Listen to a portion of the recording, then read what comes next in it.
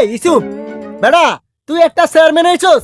তোর মতো চেয়ারম্যান থাকতে এই গ্রামে কুত্তার বাচ্চা মারলে সাথে সাথে বিচার হয়, অথচ মানুষ মারলে তার কোনো বিচারই হয় না। কি চেয়ারম্যানগিরি করস তুই?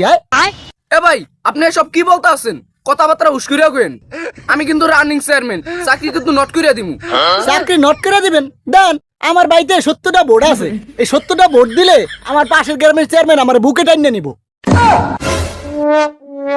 না ভাই, আপনি যা কর কোন, আপনার চাকরি কেউই খাইতে পারবো না। আপনার চাকরি থাকবো। তাই হনেন চেয়ারম্যান সাহেব, ওই আপনার গ্রামে কয়দিন আগে এক কুলাঙ্গার কোরআনের অবমাননা করছে, কইরা কোরআন পোড়ায়া দিছে, তার কোনো বিচারই করলেন না। অথচ কে একজন কুত্তার বাচ্চা মারছে তার বিচার সাথে সাথে করলেন। পারলে মনে হয় যে তার লগ লগ ফাঁসিতে ঝুলিয়ে দেন, অথচ ইসলামের অবমাননা করলে তার কোনো বিচারের অগ্রগতি নাই আপনার কাছে।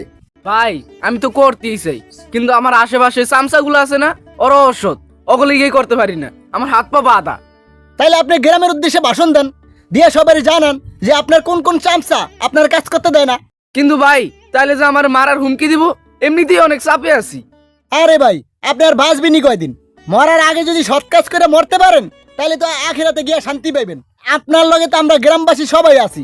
আমরা থাকতে আপনার কেউ কিছু করতে পারবো না। আপনি আপনার কাজ সততা ও নিষ্ঠার সাথে চালিয়ে যান, বাকিটা আমরা দেখবো। আচ্ছা ঠিক আছে ভাই, তাহলে তার নাম আমি গ্রামবাসীর কাছে জানাই দিব। হ্যাঁ ঠিক আছে, যান।